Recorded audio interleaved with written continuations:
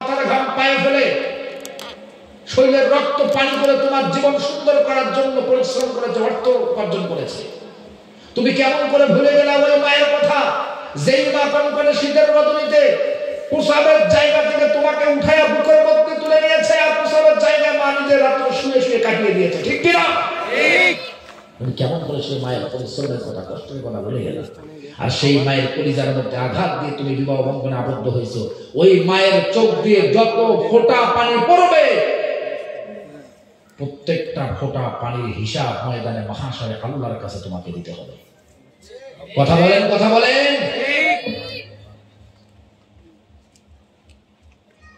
যুবক, তুমি তো বাবা মা মহব্বতের কথা বুঝলা না। ও আমার যুবতী বোন, তুমি তো তোমার মায়ের ব্যথাটা বুঝলা না, তোমার বাবার কষ্টের কথা বুঝলা না। তোমরা বাবা মা মহব্বত, ভালোবাসা, মায়া, মমতার কথাটা বুঝবা সেই দিন তোমরা নিজেরাই বাবা মা হবা যেদিন। আমার কথা মনে হয় বুঝতে পারছি না আমি? তোমরা সেই দিন বুঝবা বাবা মার কষ্টের কথা, যেই দিন তোমরা নিজেরা বাবা মা হবা। এই জন্য যুবক ভাইদেরকে অনুরোধ করি, বাবা মা বাধ্য হয়ে কখনো কোনো সিদ্ধান্ত নিবা না। আল্লাহ এই এলাকার সমস্ত যুবক যুবকদেরকে কোরআনের পথের প্রতীক বানায় দে, ঈমানওয়ালা কালেমাওয়ালা বানায় দে। চিল্লায় বলেন আমিন। আরো জোরে বলে আল্লাহুম্মা আমিন। একটা তাকবীর দেন তো, লিল্লাহি তাকবীর, লিল্লাহি তাকবীর। আল কোরআনের আলো, আল হাদিসের আলো, আজকের মাহফিল সফল হোক, সফল হোক। আজকের মাহফিল সফল হোক। নারে তাকবীর, আল্লাহু আকবার। আমার বন্ধুগণ, তাহলে জমিনের মধ্যে কেবলমাত্র প্রশংসা চলে কার? আরো জোরে কার? আল্লাহ রাব্বুল আলামিন আয়াত নাযিল করে জানিয়ে দিলেন, হুয়াল্লাযী খালাকালাকুম মা ফিল আরদি জামিয়া। আল্লাহ বললেন, গোলাম,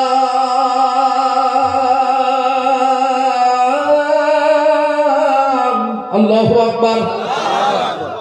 জমিনে যা কিছু আছে সব কিছু আমি আল্লাহ রাব্বুল আলামিন তোর জন্য সৃষ্টি করেছি, আর কেবলমাত্র শুধুমাত্র তোকে আমি আল্লাহ রাব্বুল আলামিন আমার তাসবিহ আর জিকির করার জন্য সৃষ্টি করেছি। বলেন সুবহানাল্লাহ। আমার বন্ধুগণ, আমার বন্ধুগণ, এই জন্য শপথ গ্রহণ করুন, এই জমিন থেকে কি হলো, কি হলো?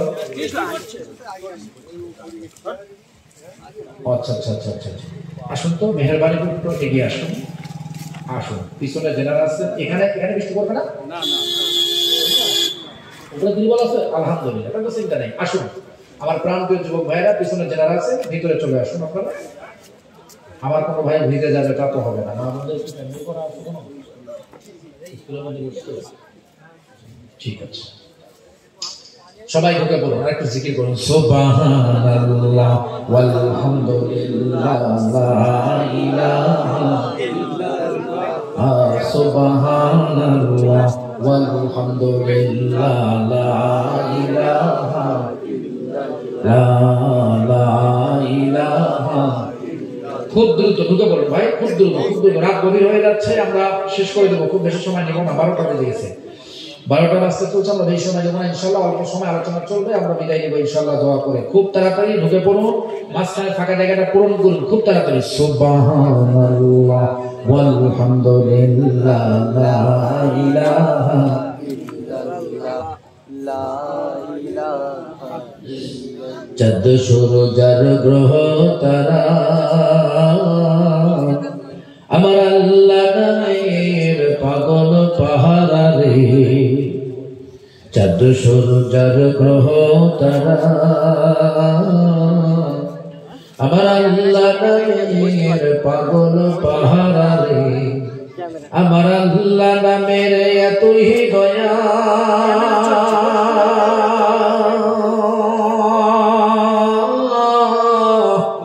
আমার আল্লাহ নামের এতই মায়া, আমার আল্লাহ নামের এতই দয়া,